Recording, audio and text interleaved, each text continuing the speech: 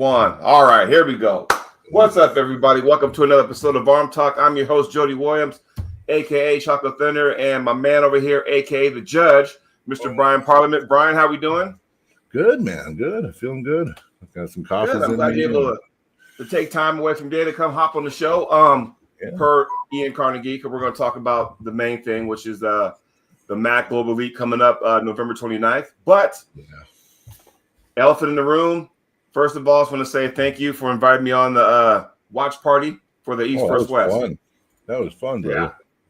Yeah, I mean, we sat there and, like, dude, we saw some things. There were some shockers. There were some, like, and we'll just briefly go over this, What's up, everybody? Welcome to the show.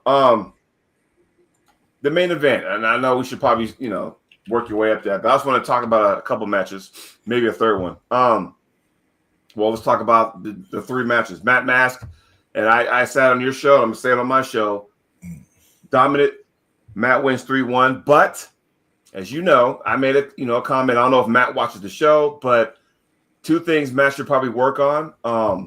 One, the match he did lost, he actually gave up because if you notice, when he surged, he came back up. Yeah. No, Matt, when you surge, you stay there because then that puts the taxing on your opponent like there. As soon as you came back up to reload, then he took a little bit more here. Once he got this, that's when Matt couldn't fight no more. And I think, Matt is so top roll heavy that it wouldn't hurt to get some of that bicep strength too, because if he happens to get turned in, then he can just get his shoulder behind and go, okay, well, have fun trying to pin this and this. But it didn't happen. Matt made the adjustments, but still, I think the smart thing Matt did was give up the match because, okay, at that point, Matt was only up 1-0. And the last thing you want to do is burn yourself out. You still got two more wins to get. So Matt being smart, okay, I'm going to give it up. But going forward, though, Matt never put himself in a position where he got to that again. However, all I'm saying to Mr. Matt Mask, don't know if he's watching the show, but you can tell him this, that, you get here, stay there.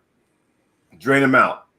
Because it'll make the rest of the matches go that much easier, And he knows that. Yeah, he knows that. Like, he trains us. Like, whenever I pull with him, he'll remind me, no, hold that pressure. Don't come back up. He goes, I do that shit, and don't do it. He admits that he does it. And another thing is his left, he actually is quite comfortable in the hook, but he doesn't train it really. So, like, if he was to start maybe, like, maybe doing table curls or actually training that position, Matt would be like crazy in the hook because his left can do everything. So his left, he doesn't have a set move on his left. He just kind of feels and goes and just does whatever. So that's what Matt does on his left. His right is very programmed. Like, the low hand top roll's coming, right? But yeah, on the left, he just kind of does whatever it does. And man, I think he underestimates his left too, because the last person to beat Matt on the left was Artem Morozov. Yes. Not a bad person, So no. I was going to talk about three matches, but it's actually going to be two because the third match is mainly matches, but it's the situation. So as you and I are watching, and I'm sure everybody in the chat, what's up, everyone? Hey, yellow flag. We saw quite a few of those over the weekend. Challenging. The calls and stuff. So stupid ones, though. Stupid flags. Some of them. The two matches we saw that made the matches longer than it should was we'll talk about Jablonski and Datakon, right? Yeah. And here's the thing, if you saw Jablonski's post match interview with Devin, he said he wasn't happy. Now, you and I have sat there on this show, we sat there on your show, we talked about it on the phone or whatever, and we said, hey man, you know what? If we as arm wrestlers, we are taught in a setup to keep our hands straight, right? Mm-hmm. This is straight, which is fine. The minute we do this, no, straighten that because we don't want you to get the even Steven. Okay, fine. Well, if your style is the opposite way and you do like this, that's the same thing in reverse. Same thing. Yeah, it's the same thing. If that's your move. Yeah.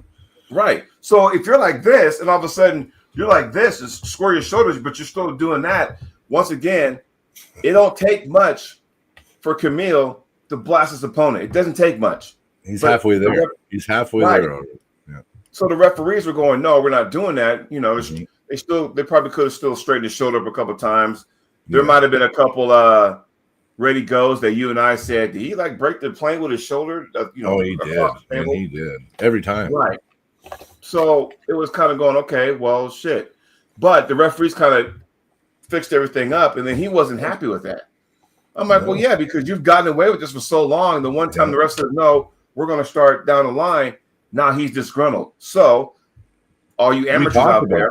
We talked about that before. I bet you any money. We said it, so. Yeah.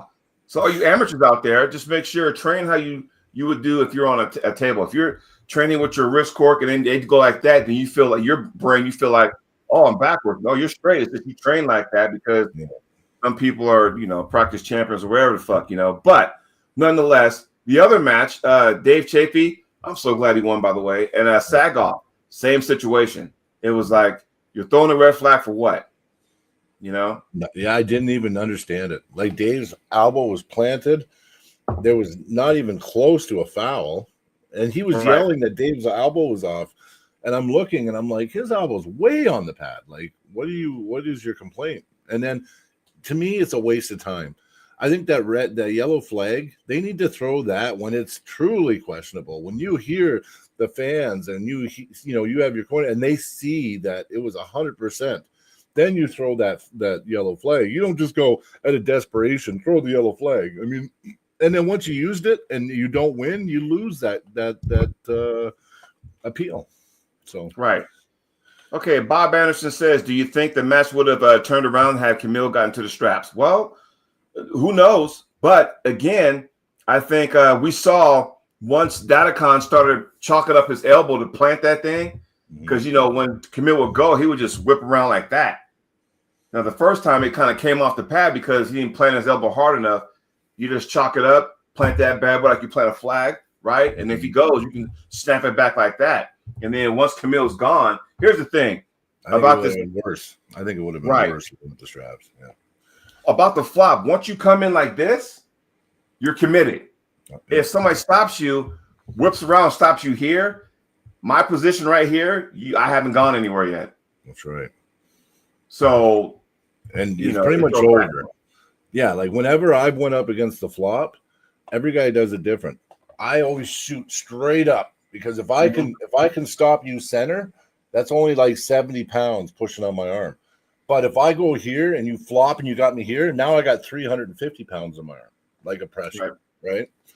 So, and Jablonski was getting stuffed center and he was getting frustrated and he was trying to go like this. And I give David a huge credit. He said to the ref, listen, he goes, he's starting pushed in with his hand like this. He goes, I want it straight. Yeah. And then the refs agreed with him. You're right. So they made Jablonski go straight, and then Jablonski got frustrated because he's used to starting with his hand cocked back. Right. And in the past, they've said, oh, he's starting in a negative position. He can do that. Well, no, because that's not a negative position for his move. Right. Exactly. And if I can't start like this, why can he start like this? That makes no sense. Perfect. So the whole world is saying, well, not the whole world, but the majority of people are saying, well, he started in a negative position. Not really. If it's that his move, that's like give it. Here you go. Take this. That's basically what that is, right? So he's giving the hand away. And not only that, once he gets like this and his shoulder, they never watch his shoulders close enough. He's already halfway to the pin pad. Because now it's just this, like from here. Most arm wrestlers are here and have to get to their position. He's already halfway to the pin pad that way, with his hand back like that, and I don't like it. I don't think it's arm wrestling, and I think it's cheating. So you know what's going to happen, and I'm not saying, I'm just guessing that in about 15 years there's going to be some kind of laser. You know, some of those tables that got the line right down the middle. Yeah. There's going to be some kind of laser that's going to be built into the pin pads, where it's going to be green, and the minute your shoulder comes within that, it'll turn red. Shoulder foul. The fucker turned red. They did actually. Dexter pointed out, like in his pre-thing, he showed a line that they put on the table. They actually put a center line going from one side right across to the other side. So the refs would have an easy. If it went to replay, all the refs had to do on the video is look at that line to see if the shoulder crossed the plane.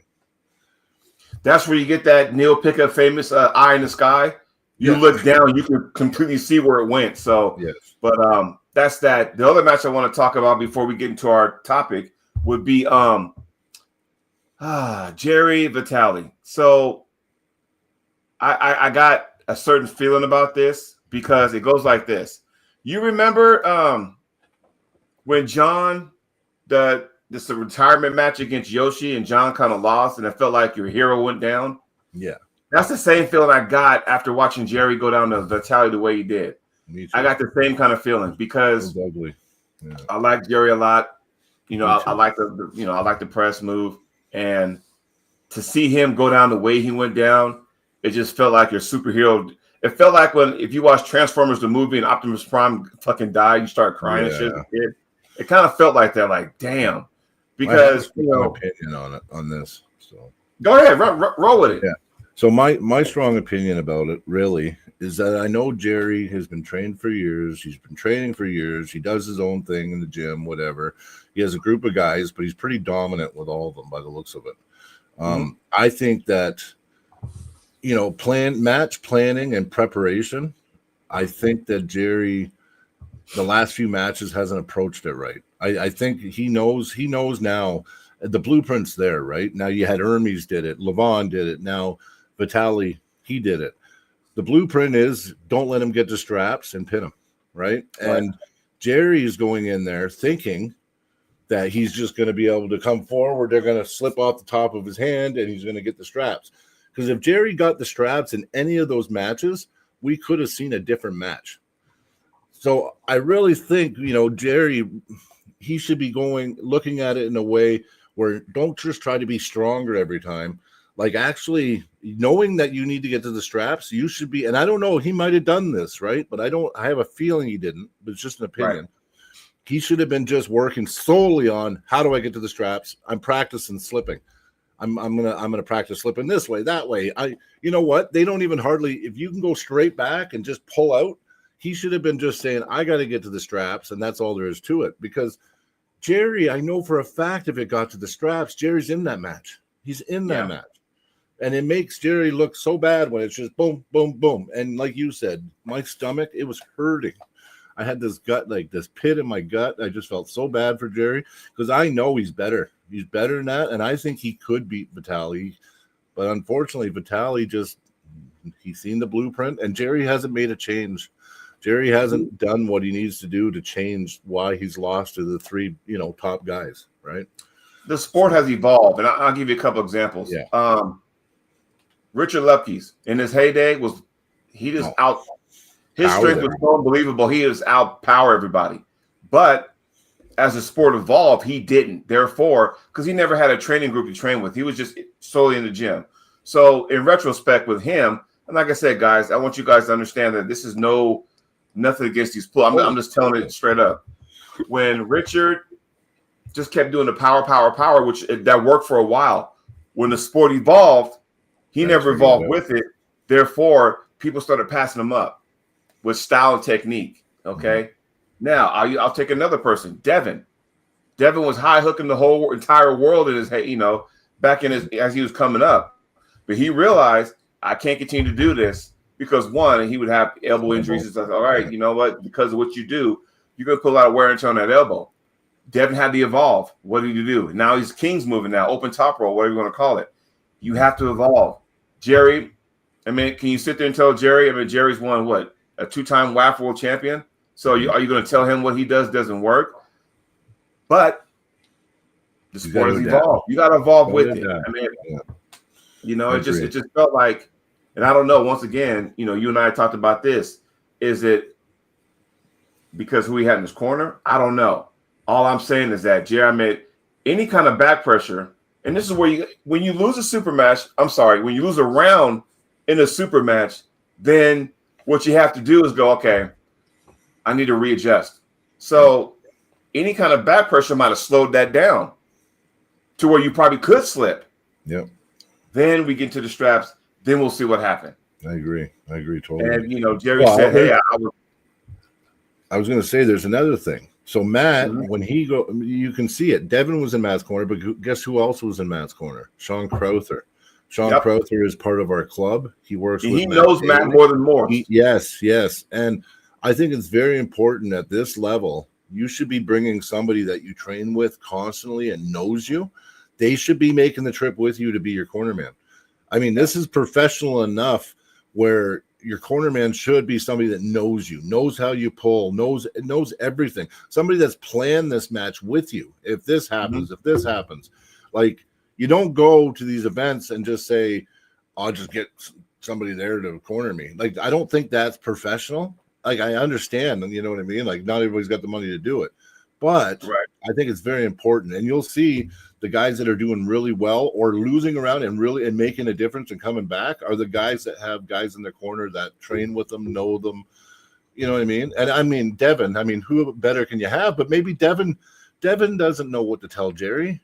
You know what I mean? Like who tell? You know what I mean? Maybe.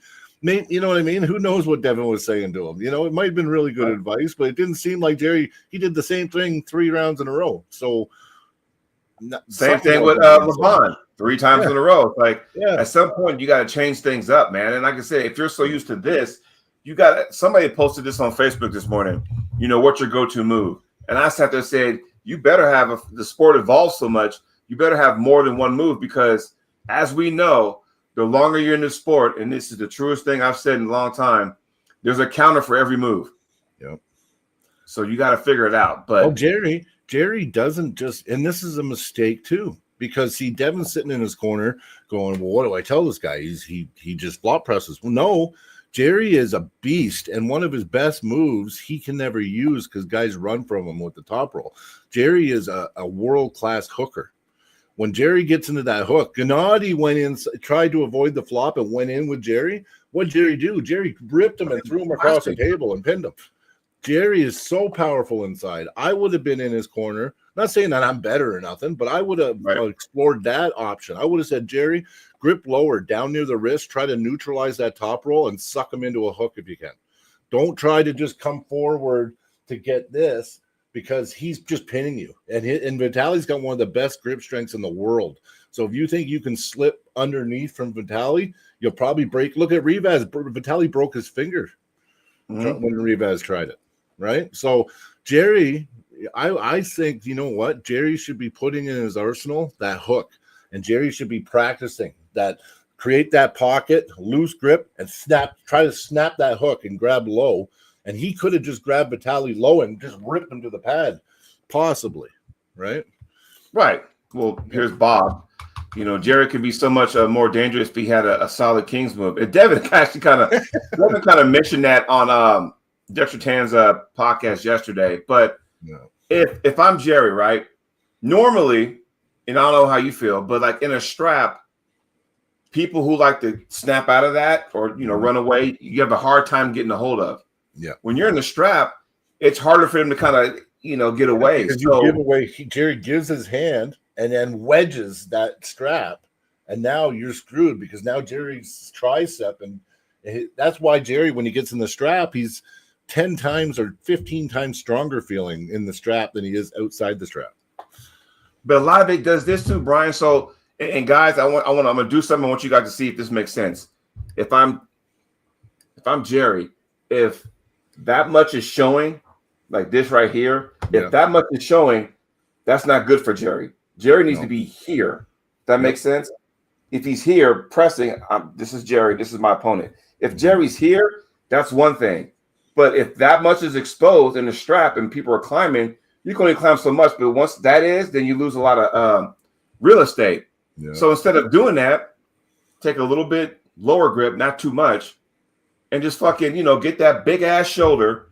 Mm-hmm. When they say go, drive down on that this way. I agree. That way. Yep. Because then that who the fuck's going to come out of that? Nobody. I would, if I was Jerry, I would have grabbed much lower, loose grip, try to create as much pocket as you can. Because Vitali's doing that with his top roll. Vitali wants that pocket too. So you know what? Give him the pocket, grab lower down near the wrist, and just snap in. As soon as Vitali goes sideways, just right down and bring that shoulder in. You don't even have to worry about flash pinning. You just and he could have stuffed. I think he could. Jerry's strong enough. He could have stuffed Vitaly in the center. Mm-hmm. I really do think so. I know it's just like I think this one hurts so much because I love Jerry so much. Like I've been a huge fan for years, and he's been on the pod. He's a great person, and I know he can do better. I know he can do better. Yeah, like, it sucks. I just hope that. I think sometimes he gets the short end of the stick at times, but then again, when it's out there, I mean, let's be real. When it comes to the cream of the crop, Jerry doesn't do good. When it came to Levon, didn't do good. When it came to Vitaly, didn't do good. When it came to Hermes, didn't do good. Yet, he had the pneumonia thing going on. He never made the change that he needs to make. It's been the same and this thing. is where he has to go, okay, then trying to be the strongest guy in the room, which he is more often times than not, then fucking like, dude, like, okay, hey, I want to learn how to slip. Yeah, that's right. Just learn how to slip. Especially when your whole thing depends on getting the strap. Right now, what's the rule? If you go to the strap once, are you in the strap the whole time, or do you have to? Not at East versus West, no. Okay. Do you have to agree to your opponent? Hey, you want to go in the strap? Because I didn't hear that either. No, I didn't hear that either. And I think Vitaly. Why wouldn't Vitaly? I would have said Vitaly. You know what? You're killing me, man. Let's go in the strap. Let's see if I can do something. Let's give these guys a show. You know what I mean? If Vitaly said no, well, then he's a bitch too, right? So, well, the only time I think Vitaly would agree to that if they would have matched 3, because at that point Vitaly was at 2-0. Then he would have won. I never heard it recommended. I never heard. Jerry should have said, right, listen, do you want to just go on the strap? At least make a match of this. And then guess what? Then Jerry could put some fatigue and bite into Vitaly's arm. And then next round, if he got it, Vitaly would say no strap, but you know what? The damage is done now. Now maybe Jerry can slip because he's weakened and fatigued that arm and hand, right? Like I didn't see the proper strategy, right? And it seems like Jerry once that first round when he just gets, it seems like all of a sudden the time stops and Jerry's just like, fuck. Yeah, because the same look that Gabby had against Barbour, look was like, yes, what the fuck? You're like, oh shit. Yeah. And even you and I were like going, holy shit. Yeah. So, but let's not take anything away from Vitaly. Vitaly's amazing. Earned the match. Yeah. If you guys like to play the facts and figures, Vitaly looked more dominant against Jerry than Levon did against Jerry. Oh yeah. So if you want to play that card, I guess you could too. I think it's officially set now. I think it was February or something like that. So it's going to be Vitaly and Levon. And you know what? I think we live in a society, Brian, and we can use this in sports too. Yeah. We live in a society where if you're on top for so long, now you want people to knock you off. Like if you're a basketball fan in the 90s, all you saw were the Bulls this and the Bulls that, then you were hoping somebody would knock them off. I love Jordan so much. Yeah. If you're in the early 2000s and the Lakers start the decade with back-to-back, you wanted somebody to knock them off. Yeah. So I guess in this aspect with Levon, he's so dominant, you want somebody to knock him off. And I've said this for so long, and everybody in the chat, mark my words. Levon, because it's a title match, which means that it's going to be best of 7, right? 7, Levon can win 4-1. Okay.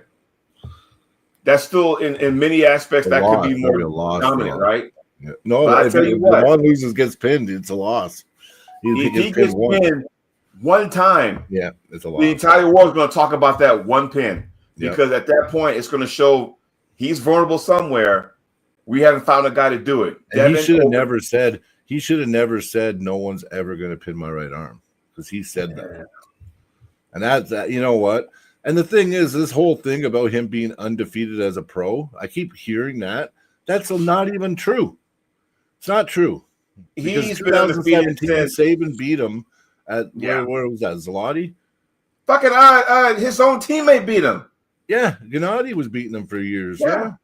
No, I know, but you're trying to tell me he wasn't pro level then? He was an amateur? Well, here, I think what they're saying is that ever since he got in the Supermatch format, goes back to the top 8. Because in the top 8, that's when he really made his name. He was he was crushing everybody. No, yeah. But say it like that then. Say, he's undefeated in super match format. You know what I mean? Mm-hmm. Not, hasn't been pinned as a professional athlete. Like I've heard that so many times and I'm like, what are you talking about? Like, it doesn't make sense. Yeah. But Levon doesn't get the recognition he does for being a smart, because with Jerry, I mean, okay, so Michael Todd made this comment too. He may talk about it's more than just he's 400 pounds, because he used to be a $198. Okay. Yeah. Technical, right? So with me, the way I see it, he's technical too. It's just he's so much stronger than everybody. You don't need that. However, to me, it showed how smart he was on the table when he pulled Jerry at a KOT, because if you notice, he gripped Jerry low enough so when Jerry flopped, it went right to his bone, which is what you do. Yeah. You went straight up, so when people flop, so let's just say Solomon Latimer, for example, down into the pad. Yeah. If Solomon comes in like this and you shut he's going to go right to that bone. So all Levon did was, I'm just going to grip you lower, so when you flop, it's going to go right to this right there. So that's smart. You know what I mean?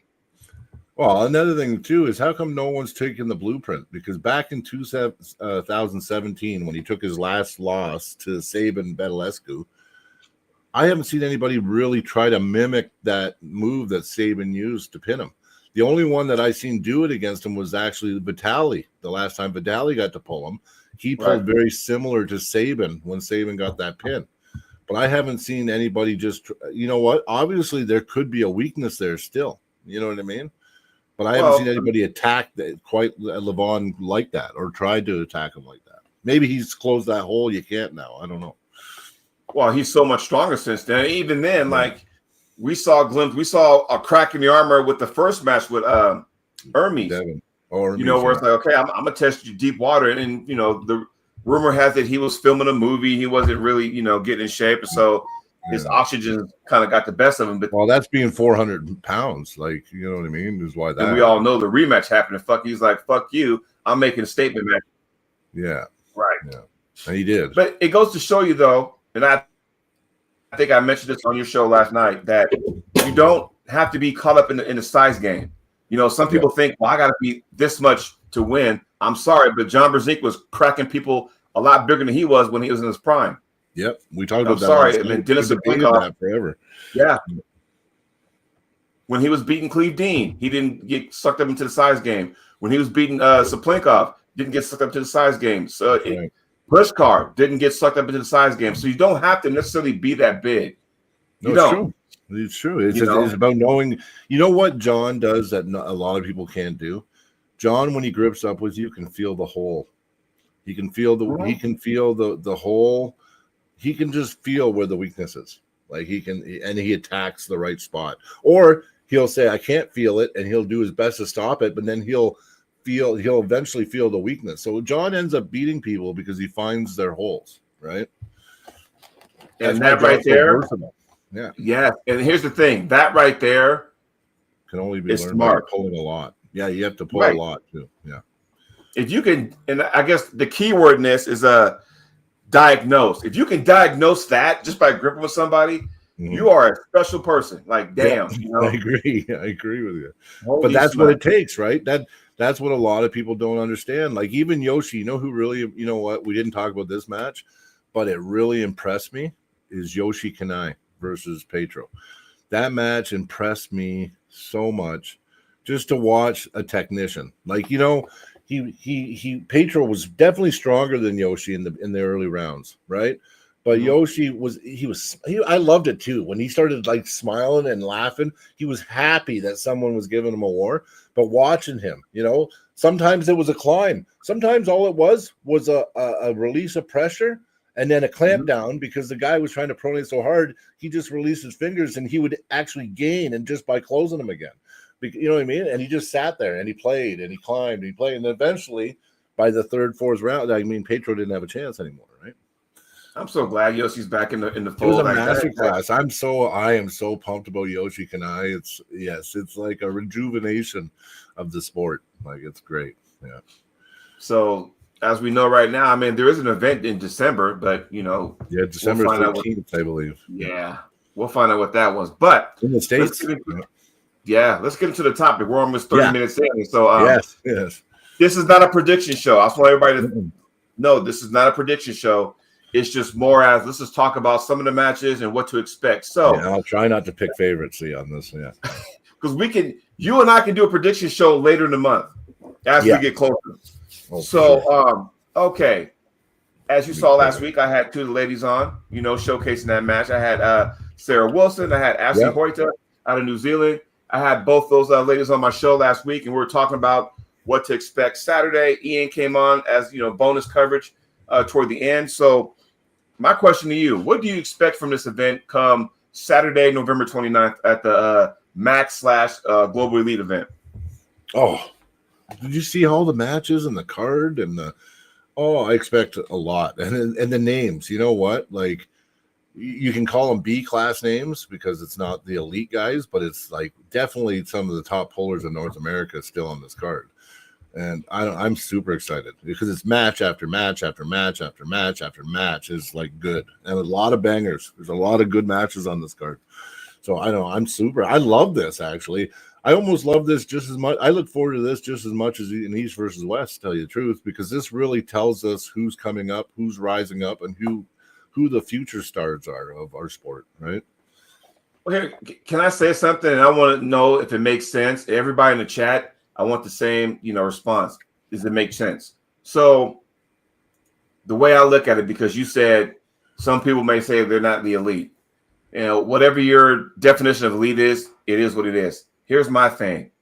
I think why I love the sport, women, elite, non-elite, whatever the fuck. But I like this card so much is because I feel closer to these athletes than the athletes on the East versus West level, if that makes any sense. Mm-hmm. I feel closer to them because, they're one of us too. Like when you're the elite, you're like cream of the crop. I don't consider myself anywhere near that, but I'm a lot closer to these guys than I am the guys that are the cream of the crop, if that makes sense, is where I'm getting at. And so doing that, once again, thank you, Ian Carnegie, for making this happen. Same thing with Mac. JJ Jackson, hey, thank you guys for making this, and is what it is. It's giving other people a platform because, again, what happened to our viewers? They all went down. Damn, is somebody live now? Time of day. Well, lunchtime. A lot of them are working. Yeah. Probably. My thing is this though. It gives people a platform because there are some people out there, and I'm gonna use some names that you know well of. They need that platform because they're just as good, but because they don't get the shine or they don't get the center stage that they deserve that. The Leach brothers. Let's start with that. And I know. Those guys are the real deal, and for whatever reason, they don't get the recognition they deserve, or we think they deserve. But Jiminy Christmas, those guys are badass. So when you get opportunities to be on a card like that, whether it be Global Elite, MAC, whatever, there you have it. You know what I mean? Would you agree or disagree? Oh, you know how much I agree. Kelly Leach and Dustin, both of them together, they go to events and they bring fire to every event they go to. They've beaten the biggest names, and I've seen Kelly and Dustin, no matter who you put in front of them, they beat them. They don't care if they're supposed to lose or, even when Magna had Kelly up against Alex, I can't say his last name, but he's from Ontario. He's a Georgian, up and coming kid. He was on Arm Wars. Kelly wasn't supposed to win that match, and Kelly surprised everybody. Right. So, and that's the kind of matches, and those guys, Dustin and Kelly, they'll put it this way, you have to break their shit to beat them. If they're willing to break their arm in every match. So if you can beat them, you're honestly, you're high level.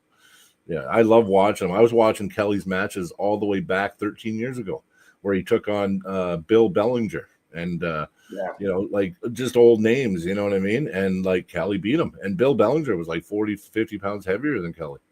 Mm-hmm. You know what I mean? So it was he's almost like a household name, like Crazy George here. You know what I mean? Right. And our co-host, Zach Monroe, is pulling Dustin Leach this month at Mayhem at the Mall. So you better pack a lunch. Yeah. So and Zach is a pure technician, so he's probably figured out the formula, but we'll see if he has. I don't know. I think Zach can do it, but that match is pretty much for number one in Alberta. So I'm gonna bring up see some of the because I'm a big fan of the ladies arm wrestling, so let's kick things off. Yep. Again, this is not a prediction show. I know it might be hard to talk about a couple matches without throwing a prediction, but Nadia versus Courtney. How do you pronounce Courtney's last name, by the way? Courtney Huck. Huck, yeah. So last time we saw her, impressive win over Danielle Evanson, and yeah, that was impressive actually. When Courtney does this, it's like holy shit. Now, Nadia will much oblige that because she also can go in there too. So I think because Nadia is stepping in for Merlene, good friend of mine. Merlene couldn't make it. Things happened. It didn't work out for her. So the replacement match for her is Nadia. If I'm Merlene, I'd be watching that match trying to figure out what the hell's going on. What was I up against? But fact remains that you're going to have two ladies who love to go in the hook. It's not often you get two ladies that both of them love to go inside. Hey, in that hook motion, it's going to be interesting. It's going to be fireworks. Yep. And I'm hoping to have Courtney on my show later this week. That'd be cool. Yeah, she seems right on. I like her. Yeah, she really showed a lot of heart in that match against Danielle Evanston or whatever her name. I think that's her name. Yeah, I thought that it was gonna. I was surprised, but yeah, she came back. She won. That was a really good match, actually. Yeah. And Danielle pulled twice that day. Yeah, so, she pulled both arms. Yeah. Yeah, she won. She had a win. Alex Top Roll. So. Yeah. There's so many Alex Top Rolls now. Is there like three of them now? Like, what are we doing? I think so. They keep calling this Ukrainian from BC Alex Top Roll, and I'm like, why does he get that name? You know what I mean? Like, yeah, he hooks too and everything. So I don't know. It's kind of weird. Also, Courtney has another match that same card. How do you pronounce her last name? Is Tina Sakova? I'm trying to bring it up here. I can't for the love of me pronounce that last name. Oh, there's so many matches, man. I'm going so many. Yeah, it's yeah. Nonetheless, though, she has another. It's about to get real. So she has a second match. And I'm telling you right now, it's real, interesting how this is going to go down. I'm so excited for this. Courtney's going to have two matches. So, that's Coach Ray. That's Coach Ray's fiance or something. Yeah, but I can't pronounce her last name though. Yeah, it's Sojagova or something. Maybe Coach Ray would get him on here. Yeah. But one intriguing match I'm looking at. You know what? I'm beginning to be a fan of Milo Larrett. Me too. Actually. I know everyone's talking about odd and this, odd and that. Well deserved so, but I like odd or not. I like Milo because his intensity, and it's like he's pulling somebody. And Tim Lewis, if you're watching, I'm not trying to, I don't mean this in the bad way. He's like a sloth, right? Because I say that if we just saw Tim Lewis at IFA Worlds, it was almost like he was waiting and trying to stop everybody. And here's my advice. Like Tim Lewis, my man, when you go on the IFA World stage, what you can get away with here in the States in all these super matches that you pull, you can probably just stop everybody, catch them here. There's some things you can't catch everybody. At some point, you may need to be the aggressor. And I'm telling you right now, if you think you're just going to try to hold Milo, bro, he's coming. He's coming with a house of car. He's going to come like this. He's going to keep coming. You can't hold all that. So at some point, you may need to, this is a strategy matchup because if the match stops, it may do something. But can he stop it? So it's all about the yin and yang. Who's going to zig? Who's going to zag? Things of that nature. Well, I can tell you, Milo. So I've been watching Milo, and actually, I remember when Auden first started really, getting popular on social media and growing, and you'd always see Milo, and he was kind of like behind. And looking at Milo, I mean, he's 6'5", right? For one. Yeah. He's got all the natural gifts his dad has, pretty much. Yes. And watching him pull now, I actually think he's got a huge future. And I think he's, because of his just physical attributes and his natural gifts that he's got, I think he's got a higher ceiling and potential than Auden. And nothing against Auden. Auden's doing amazing. Like, Auden's really good. But Milo, I've seen him top roll. I've seen him hook. He loves hooking. He top rolls like lightning. He presses. He's got a press. He is so much more versatile than Auden is on the table. I mean, that's only if I compare the two. But I mean, I'm just waiting because I think Milo is going to be amazing. Every time he pulls, he does something new too on the table. So I'm a big fan of Milo. He was supposed to come on the pod a few times, and he's kind of been avoiding me. But I'd like to get him on still and pluck his brain because I don't know if he does the weight training, but I know that he does a lot of table time. So I don't know. I'm very, very curious to see his future because I think he's got all the gifts, and I see him being a lot like his dad. Now, this next match, I'm going to let you take the reins on that one because you know about these guys better than I do, especially this guy, Mr. Josh Bellin. You know all about him, so I'm going to let you run with that one. What do you see out of this match? Take on Anthony, how you pronounce his last name? I'm just trying to look. Mine are in a weird order. He sent me the same ones you did. He sent you, but I don't have an order. It's just, I got the picture. I just went on the global. I just got the picture. So, let me see. Oh yeah. I'm gonna say Josh. I mean, I know Josh. I mean, that's gonna be a tough match for whoever goes against him because his height, his lever, and he's explosive too. He's got explosive power. So it's like longevity wise, endurance wise, he's been struggling a bit. But that explosive power, not too many guys can stop him. Like Brad Grundy and him. So when he was at Colorado at the East versus West tournament, Josh Bellin, I had him picked to win the whole thing easily. Like he beat Monster Mike or Mega Mike, and he slammed Mega Mike. Like he slammed everybody.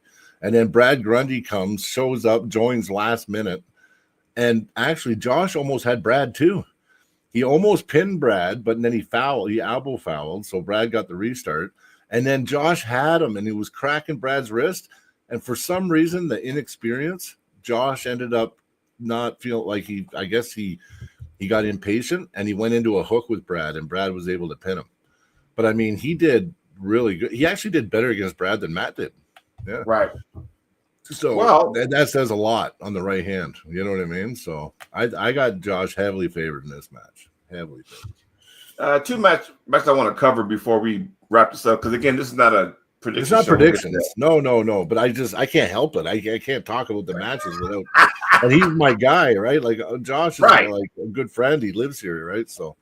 Yeah. Well, speaking of your guy, this guy is my guy, Corey Miller.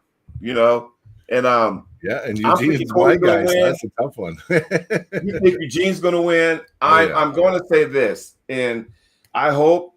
Well, first of all, if it's a best of 5, it might favor Corey, and I'm only saying this because I was in this corner when they had the Arm Gods matchup at the Independence Cup earlier this year, back in Philadelphia, and he pulled Craig Sanders. Yeah, he now up 3-0. I know. That's the Arm Gods rule, though. You pull fucking, best of 7. Yeah. Corey's up 3-0. So it's a fact, though. Normally, when you're up that much, that's a wrap. Thanks for playing. Get home safe. Tip your waitress. Whatever, right?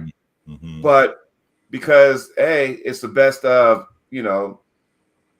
7, which means you got to win 4. All Corey had to do was win one more match, and it didn't work out. Craig Sanders won 4 endurance straight. Is not good. Corey does not have good endurance, unfortunately. So it's kind of like, lost okay, 2 matches like that. Yeah. Right. So now does Corey say, okay, you know what? I'm going to approach this differently. I think he will because Corey is smart enough to know, and I think he will do that. And I'm hoping he does that. So, but Eugene, so you feel Eugene's got this one. I feel Corey's got that one. Yeah, I got $20 Canadian money over here in my dresser drawer. I haven't even seen Eugene since he moved to Canada. And he does a training facility here in Medicine Hat, Alberta. and Yeah. he's taken a bunch of guys. He's done a lot for our sport, actually. Eugene was issued the Spirit Award last year because he's that guy that will show up at every event, whether he pulls or not. He'll bring his team and he'll support every event here in Alberta. So Eugene's a very special person, but I've never seen anybody pin him yet since he's been here. I've definitely never seen anyone flash him. And I'm going to tell you something right now. There's a kid here named Mason DeRossi. And Mason, I know that name. Listen, Mason's about as fast as you can be on the hit. Like, Mason is known for that speed and torque, and his hit is brutal. He's pinned super heavyweights and everything with it. And Mason couldn't flash Eugene. Eugene stuffed him center table every single time, and Mason is yet to beat Eugene on the table. So if Corey, I just don't see Corey. I think Eugene's going to do his homework. And Right. I'm telling you, he should come in and change things a little bit from the past, because whatever he did, Eugene's he's gonna have it planned out. So Eugene is like a scientist on the table. So, and he's top notch anyway. He's just steel. So I don't know. I have a hard time seeing anybody flashing him at his weight. So if they come in similar weight, I know Corey. I know how strong his hand is. I know his hit. Like, it's lightning. But I don't know why. I just can't see it. I can't see it. So, well, and we talked about this earlier in the show about how the sport evolves, right? yeah. And now we're at a point, and how do you feel about this? Doesn't matter what level, when you have these marquee super matches or challenge matches, whatever you want to call that, how important is it now to say, okay, I got to get together and build a camp, so to speak, right? You build this camp and go, okay, you know what? To get ready for this match, I got to build a camp and just focus on A, B, C, and D. How important do you think that is now? I think it's huge. And I think that might be the difference in this match with Eugene and Corey, because Eugene's got a whole team behind him, and they train 5 days out of 7. They work together. He's got a whole team building him up, prepping him for this match. I don't know if Corey has that or not, right? So I think it's very, very important. Oh, he's in Wyoming, but he ain't that far from Colorado, which means he can make a hop, skip, and a jump, get together with Chris Kaufman or Saray or even Brian Shaw if he really wanted to. He probably could do that. I mean, he has connections. Look at John Brzenk. When he's getting ready for a match, that's when John Brzenk comes out and starts going with his guys. What was it, Eric Wolf and all those guys? He would gather them up, and they would be there for him. They would get him trained up, and they would do what they had to do, bands, whatever, 2 hands against them, all this shit. I think, honestly, the one thing we really need as professional arm wrestlers is we do need guys that are going to help us prep and build us for our matches. And I think that's the key, I think, at a high level, is having that support base and those training partners, and because you need that. You need it. And if you don't have that and you think you can just do gym work, not everybody's Todd Hutchings, right? So, right. You have to do what's best for you. So, like, when this show is over, I'm going to my buddy's house, and, we're going to go because out of all the teammates, he really gets me because he does different things, not the same old thing over and over. I'm not going to move, whatever. He doesn't have really limitations. Fuck it. We'll go inside. We'll go inside. You want to go outside? We'll go outside. You want to go strap? We'll go strap. All the rest of the guys got limitations, so it kind of just I hit a wall where he's gonna make me better. I'm making him better. That's what we do. And I know, for example, March 21st, I got a match with this young stud named Easton McCormick, right? Yep. The American version of Auden Laird, whatever. I think at some point them guys are gonna meet up anyway. But the guy's fucking big, and we're gonna lock horns March 21st, but I have a tournament before that next month at Washington State. And it's like, I don't really need another state title. My objective is to go into that tournament, try a few things to see, okay, do I got flaws? Because if I got flaws, I got to fix them now before I get ready for my match in March. So I'm not going there and trying to win the whole thing. I'm just going there to kind of go, Yeah, you're going in there to find out where you need to work and where am I weak. I'm going to get some data. Yep. That's the bottom line. And I Yep. think now, once you reach a certain point in this sport, you know, some people can go, oh, I got to win on Jody. I'm like, yeah, congratulations, you got to win on me, good, but guess what? You weren't my competition. Mm-hmm. We might have been on the same class, and yeah, they might have called our names up. We had to pull, and if you won, kudos to you, congratulations. My objective is not you; it's someone down the road. I just need to know what I'm doing. Is it going to work in a ready go format? Because you can train with your partners, your team, or your club, but when it's a ready go, it's a little bit different. So I need to know what I'm doing. Does that work in a ready go like that? Does that make sense? Yeah. Do you ever quick off? Well, it's actually the same topic. Do you ever, because you don't have a big club? I know you told me you struggle having training partners, but what we like to do is mock super matches sometimes. So what we'll do in the club is we'll actually have like a real scenario where we have refs, and we will do a club match.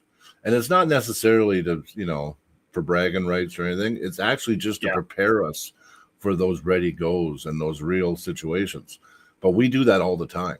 Now, you're gonna say probably you don't do that because you don't have the club to do it, right? But what do you think of that? What do you think of that? It's not what you think. I know what you're thinking, and we should probably do that. It's more of a, hey, give us a ready to go, kind of like that. Yeah, okay. And okay, fine, but I need okay, and then he'll give me, okay, running back, okay, fine, you're up 2-0. But it's not like real, like, okay, let's get ready. And I'm not saying we need to have, club rankings. I'm not saying that. No. But I do like to do it. Yeah. But we don't have enough people to do that. But it's one of those deals, because sometimes with some of our guys, you say, hey, straighten this out. I am straight. I'm like, no, you're not. Like, come on, man. Don't be a fucking weirdo. That's just it too. Guys don't realize when, in practice, sure, you could be the strongest guy. You start like this. Oh yeah, I'm pitting everybody, but that doesn't do much for you, and it just trains you to have that advantage. We had a guy here, and I know he can. I know, like, he's just on a bad streak right now. So Ali Hamadia? Oh yeah. So Ali is like a specimen. He's actually super strong. He's got one of the strongest cups I've ever felt, right? But he likes to, and not so much anymore. He's changing things. But he used to like to be all the time carved in, right? Like have everything. And then he would think he's so strong. Then he'd go to an event where now he's starting with his wrist straight, and boom, he was getting his hand taken, and he get beat by guys that have no business beating him. And all it was is that he just trained himself to always be in that advantageous position. And now he actually changes it. He'll actually give himself a bad position on the go and practice now, because he's finally realizing that being the practice champ doesn't always make you the champ on game day, right? So, well, here's the thing with that, because we've all practiced with people like that before. When you do this, that's why I had to blow the screen up. When you do this, my wrist is not straight. You may think it's, oh no, it's the angle. No, motherfucker, it's not straight.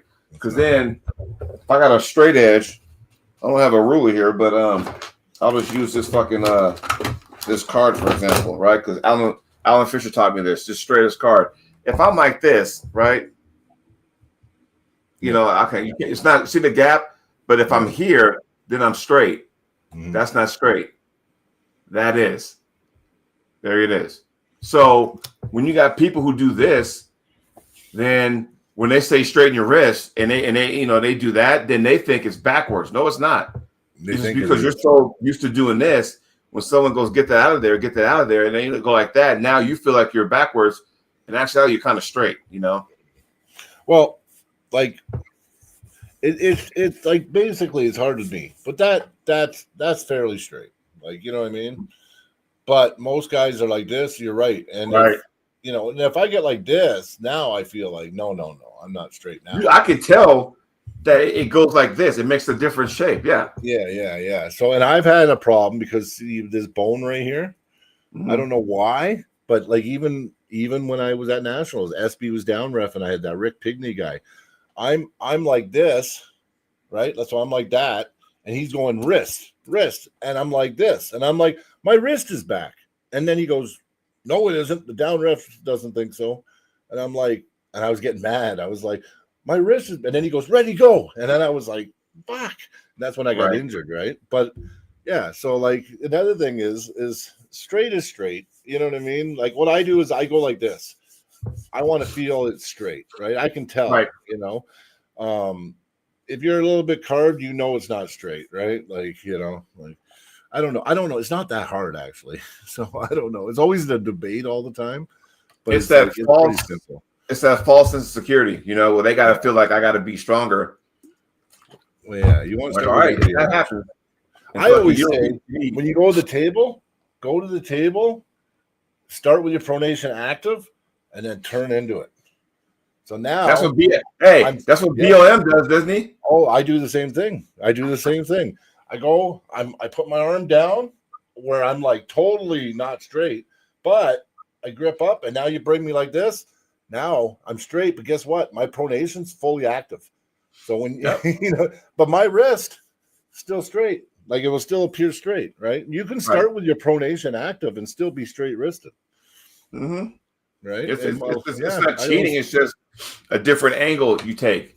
Because at the end of the day, when they straighten you up, hey, I'm all straight, and then you feel like you got totally fucked in the setup. Yeah, well, usually when I get to start and my pronation's active, and I grip up, I'm usually I don't lose too often. You have to be a specimen to beat me when I get that. So yeah, it doesn't always work, but yeah. I mean, it's just the last match. You know, I want to just kind of briefly go over. Yeah, I know. Wayne Withers and Meta Harangi, and man, that's interesting. I think Wayne needs this more than anything because when he lost to well, first of all, he beat Rick Heidelberg to get the MAC title. Yeah. Then he lost it to Rick almost came back. Almost. Yeah. That was match 3 where Kat was like, wow, Yeah. And then Wayne, it was the champ, went in there, he lost, and it was like, okay. And I think he needs this to get back in contention, I think so. And this guy is a strong dude. And Wayne's gonna have to be smart and fast. See, if you put this Harangi guy, I can't never say his last name right. Metarenga? If you put him negative quickly, he has a king's move too, this guy. But I always find it's a desperation move rather than an effective king's move with this guy.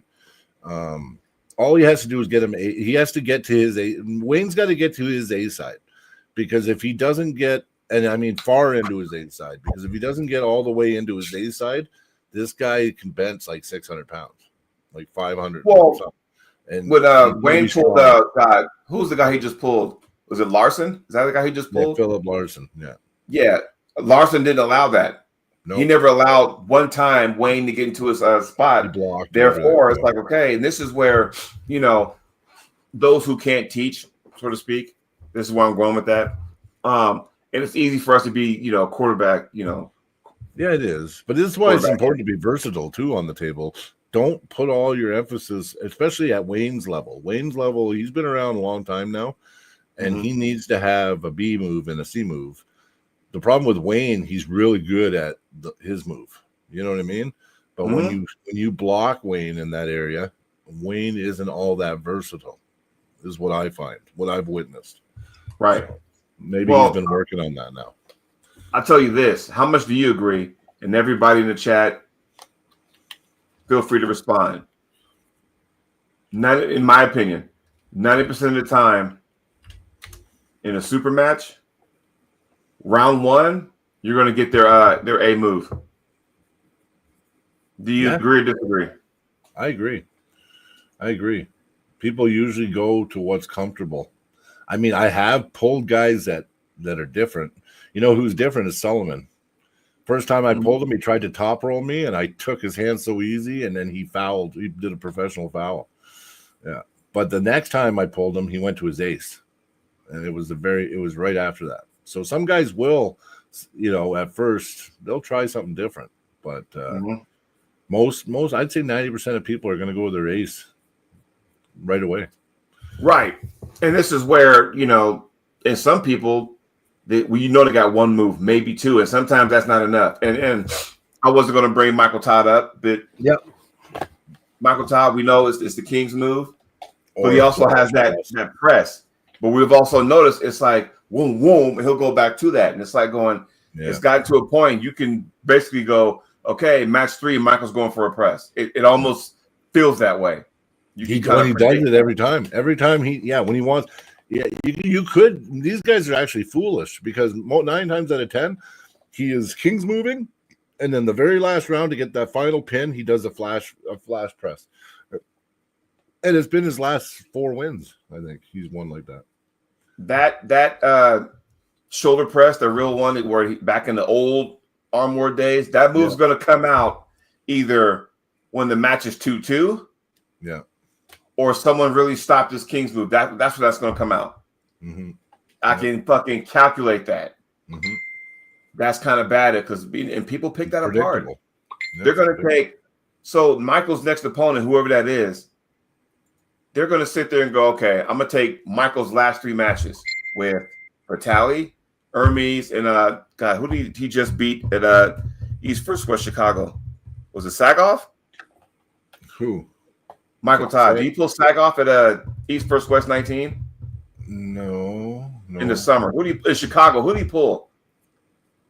God, I can't remember. I can't remember. I thought it was Sagoff, but nonetheless, he that's the last match he won. Guarantee you, like his winning matches, boom, when he pulled Frank Lamparelli, wham, that's what you're going to get that. Yeah, there you go. Zernoff. Yes, that's right. So Georgie Zernoff. It's just it's just like loads up, wham, because he almost telegraphs it, but then he'll do that, hit and then come out and go back to that. So it's almost like you don't get too predictable. That early sometimes. I think he does that early sometimes. I think that's a protection thing. He hits and he knows he's hitting a wall, but now he's got all that time to get into his King's move. I think he does it to set up the King's move. Actually, gotcha. When he does it early, he's just doing it to keep you from gaining center, and then he flies out because now he's fully into his King's move. Where if he didn't do that initial press, he's vulnerable to be flash pinned because he needs that second to get into that King's. You know what I'm saying? Well, I think if I'm Michael's opponent here, that pressure just to kind of, or that shoulder press at first is to get him out there first. Yeah. It goes from here to here. Off. Yeah. Once I get here, then he can kind of go like that. Yeah. So it's like ready, go. That's Michael. Here's my opponent. And he does it like viciously. Like he just goes boom back, right? So right. Yeah, he uses all that lat and back pressure, right, to try to peel the hand. But it's to get into a spot. When he's in a spot, that's when like, okay, fuck, now what I do? And Michael's like, go ahead, let's go. So, there's that. But, getting back to Wayne and Metarangi, I say, look, match. It's going to be a good match. I think both guys need that because I can't remember Metarangi's last match. Well, he's been winning in Australia. I think he won the over the top, didn't he? I think so. He wins a lot, but just not internationally. He loses a lot internationally, but he wins locally in Australia and New Zealand. He's the guy, right? I think Rock has beaten him, but now you come to international level. Now what happens? That's where it's like, okay, it's a little different. And this is where you and I talked about this weeks ago. Like, how good are you? You don't know how good you are until you come outside your comfort zone. Yeah, exactly. Well, Brett Coots, he's from Australia. I'd like to see him get a left-handed match because no one's beaten him left-handed for years. That dude looks solid too, by the way. On the left, I'm telling you, no one's beaten him. He beat Rickard Borman on the left too. Really? Yeah. They won their match easily on the left. Yeah. When are we going to see him again? I don't know. But I know he went full-time arm wrestling. Rickard did. So yeah. Now I know I wasn't going to talk about this, but I'll say this now because it kind of ties into something else. WSA wasn't going to talk about it, but by by watching the Michael Monster podcast yesterday. Because they said they weren't going to give out results, but the way they were talking kind of made it obvious. As you know, their main event at the Monster Factory later this month will be Wallace Dilly and Corey West. And the way they were talking, if you follow them, you kind of can know what's going on. So I'm speculating because they said their main event has more in it's going to be looked. I forgot what word they used, but their match now is going to be more eyes on it because of what happened this past weekend at the WSA. So I'm going to guess that Wallace got him. I think so. The way they were talking, because I think Wallace can get it. And Wallace Dilly's he's one power. Yeah. Oh, I would actually maybe pick him against Corey in a super match, honestly. And the only reason why I say I'm guessing that Wallace might have pinned Corey is because if Corey would have won, you wouldn't be hearing that. Yeah. Yeah. Because Corey's their guy. You would not be hearing that. But because they said what they said, you've been up to that thinking, okay, well, maybe Wallace might have got him. I could be totally wrong. I don't know. My brain was on East versus West all weekend. So, who won the final again? The overall? It was. I think Sharkovic won overall. It's Andre Sarkovic. Yes, he did. He beat. Yes, so some way, somehow, he beat Corey. Wallace. So maybe it wasn't Wallace. Wallace might not have beat Corey because Sharkovic beat Corey for the overall at the end. But it could have been maybe in the weight bracket. Dilly beat Corey. That's what I'm saying, the weight bracket. So as Brucier said, Sharkovic beat Corey in the overall. So there you go. Yeah, that's crazy. That's crazy. But it goes to show you, man, there's guys out there who may not get the call, but they're doing damage here in the States. And I like you're going to see, when do we see Sharkovic back on a MAC event or something like that, or the Global Elite? So you got stuff going on. I guarantee you, I'll say this, though. You know who I think Sharkovic will be? I think he might be on Team Tampa when it comes to the tough league.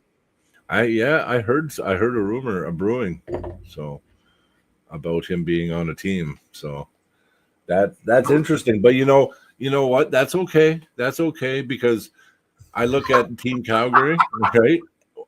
I honestly don't think there's going to be many teams with the depth through all the weight classes we have. So there's going to be some killers on these teams, but can they get all the points for their team? I don't know about that. Right? So I think because you guys did it from a strategic standpoint, not so much like, okay, well, who's our heavy hitter? Like go up against their heavy hitter, where it's like, okay, well, maybe from a strategic, we don't need too many heavy hitters because a heavy hitter can only go the heavy class, whereas somebody in the lower class can go their class, the class above that, and the class above that if they need to get points. Wow! Plus we got Josh. I'm looking at it right, and we got Josh Bellin as our heavy hitter anyway. So we're covered. He's number one in Canada, and I guarantee you he's in the top 10 for sure in North America. He just hasn't pulled enough to, he might be top 5 in North America. So, and Boussier, you live in South Dakota, correct? You might want to get a hold of Dave Shea and Team Detroit up there. You ain't that far. That little look here, bro. Hey, just something to throw out there. Dave Shea is a team captain, I heard. Yeah. What's that? I heard Dave's team captain. Yeah. So Shea is, and let's go ahead and just touch mildly on that. We all know Houghton's team captain for you. Mike Gould's team captain for Toronto. Montreal has who do you have again? Chris Doucette? No, not Chris Doucette. Pierre Cote? No. Who is? I don't know. I don't know. I forget. I think Marlon Hicks is the captain for BC. That's what I heard. Yeah. Vancouver. And Alan Ford has just traveled to BC and is helping with the team there. So, and Alan Ford might even be being traded to BC from what I heard. Oh, they can make trades. I'll be damned. And then you got Dan Swartz, Nightmare. He's going to captain the Long Island team, Yeah, and then I would imagine maybe Chanshaw. Yeah, I can't wait to cross there. Yeah, maybe Chanshaw might be the Tampa, Florida representative. And then, of course, the other U.S. team would be Las Vegas. I know that's Brandon Allen country, so who knows? You might get some Utah guys rolling up. I don't know. Who knows? But that remains to be seen. It'll be fun. That's all I know. I think that would be I think that's a little bit of a rivalry with the Long Island team, because after the City Slickers event, they beat one of our Canadians there, and they went back saying they crushed Canada. And Mason DeRossi, Aiden LeMay. Yeah. Mason DeRossi schooled, and I love Aiden. Aiden's so good, and he's gotten way better since pulling Mason. Mason flashed him 3 times in a row. So anyway, yeah, Long Island definitely didn't beat Canada. So just saying. Yeah. And speaking of which, guess who popped in the chat? Oh, Candy Passmore. Now, yes, Candy. What if Tampa, Florida recruited Paul Passmore on their squad? What does that look like? Paul's a killer because he can pull up too. He just beat Nathan McCallan over the weekend. Congratulations. Candy won her match against Tara Terry. Congratulations. So they now own those belts. Congratulations on that. But yeah, that's going to be interesting because you don't have to live in that area to be drafted to that team. No. I just sat there and told Ryan Boussier, you're in South Dakota. Yo, Dave Shave, what's up, man? What's your squad looking like?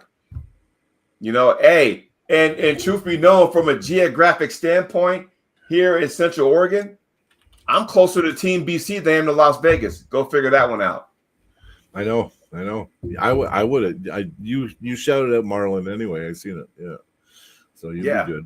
Maybe. So, who knows how this thing's going to work out? But in case you guys just hopped on, if you know what we're talking about now, we shift gears with the topic of the tough TAWF. That's the season will kick off officially November 2026. It's just right now we're getting the preliminaries out there. The first one we had was Team Montreal over Team Toronto. The next one, Team Calgary and Team BC, takes place in February. Is it right? February? Yep. Okay. February 14th. There you go. Ooh. Or no, 14th. Yeah, 14th. Yep. February 14th. Yeah. It has to be because my birthday is the day before. Yes. Nice. What you gonna do for your 50th birthday, Jody? I'm gonna watch fucking Tough. That's what I'm gonna fucking do. Oh, now you're a grandmaster too. I know. Yes. I know. I said that. I'm like, I wish I was 50 now. I could pull 6 classes. You see this gray, this beard right now? Yeah. 50 years old, my friend. Come February. So there you go. 50, brother. You look good for 50. Well, appreciate that. Thank you. So again, that'd be kind of cool. But then we kind of briefly discussed that too on your show last night when I was on, and said, hey, it's a commitment. If you do this, it's a commitment. Because I look at it this way. If I were to ever get drafted, who would have thought, damn, you got drafted to a team in the arm wrestling sport? That'd be kind of cool. Now you got to go, okay, here's the commitment. You got to be able to travel, that kind of stuff. So that means you got to make some kind of deal with your work. And your wife. Deal with your significant other. Yeah. Mm-hmm. And I said that too. So the one thing that I really pointed out, so the league doesn't really officially start till like November 2026 and October, early November. And the thing is that we're going to see some changes anyway, because there is going to be guys that just can't commit to 7 events in a season. And the season's not all year. It's like a 6-month season or something. So it's going to be tough. You're going to see guys get replaced, or you're going to see guys or teams that use the reservist spot strategically. So like you'll have your 3 guys per class, only 2 get to compete. But let's say somebody can't go to that event, right? Now the reserve guy can. So now instead of you being the reserve that event, you're one of the 2 guys that competes. Now here's the thing too. You get these guys that can't commit and be at all 7 events. That reservist goes in, let's say 2 to 3 times that season, and crushes it for their team and becomes a powerhouse. Now what happens?